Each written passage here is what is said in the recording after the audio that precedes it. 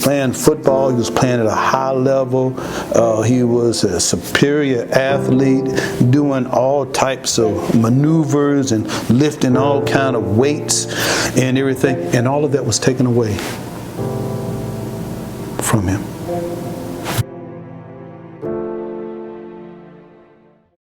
There were so many parts and pieces to this that all we can say is God.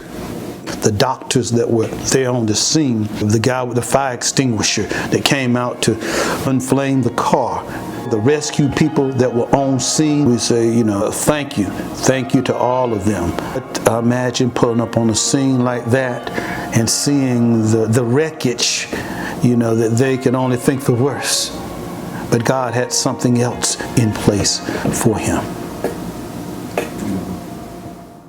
When I received the news that Daniel had been in a car accident, my wife and I had just returned actually from a trip abroad. We just got back in the United States and we were riding back to our home.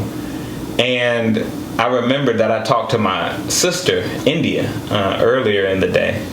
And it's her birthday that day. And so we were just talking about life and I was singing happy birthday to her. And later on, I received that phone call that Daniel had been in an accident, and that was jarring for me because Daniel and really, all my nieces and nephews, I didn't have to worry about them. I was off of work, so I was just chilling at the house, and Daniel actually called me before the accident to let me know that he was out having a junior day at some restaurant in Nightdale. I think it was IHOP. 20 minutes later, sitting there just watching TV, and then my sister called and was like, Daniel was involved in a car accident. Just plain as day. So I'm thinking it's like a little fender bender or something small. They pulled me into an office with a whole bunch of administrators, and they were like, do you know what's going on? I was like, yeah, my brother got in a little car accident. They were like, but do you know how bad it is? I was like, no, it's not bad at all. Like, it was just probably a little rear end, maybe concussion or something, but my brother's about to pick me up. The thing about Cindy is her voice never sounds serious. Then my brother finally got there. So I was like, yeah, they're acting really weird.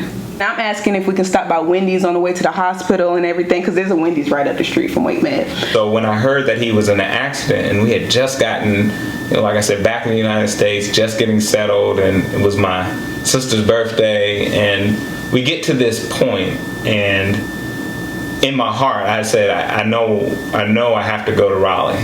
I know we have to go to Raleigh. I didn't know the extent of the injuries or the seriousness of the accident. I just knew that it was an accident. Get to the hospital, and me and my sister were trying to go into the emergency room, and it was Daniel Coaches that stopped me. He was kind of blocking us from the door, he was kind of like, hey, everything's okay. At first, I didn't know his coaches at this point. We were like, okay, let us through the door, like, we trying to see my family. So I was like, excuse me, sir, can you move out the way? I'm in a rush.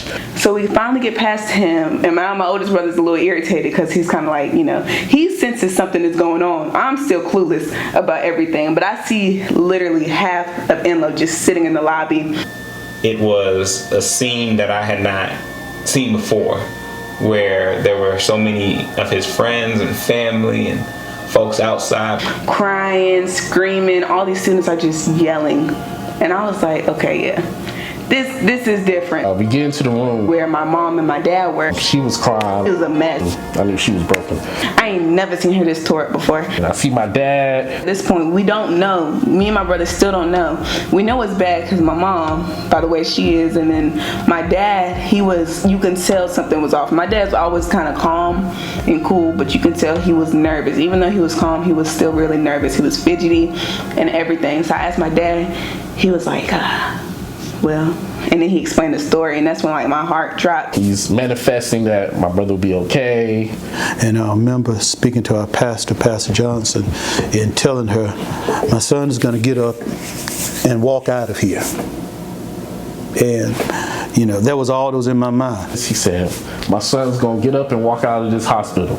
And I shift gears, I shift my thought process, and it's like, all right, what can I do to help my brother get up out of here quicker?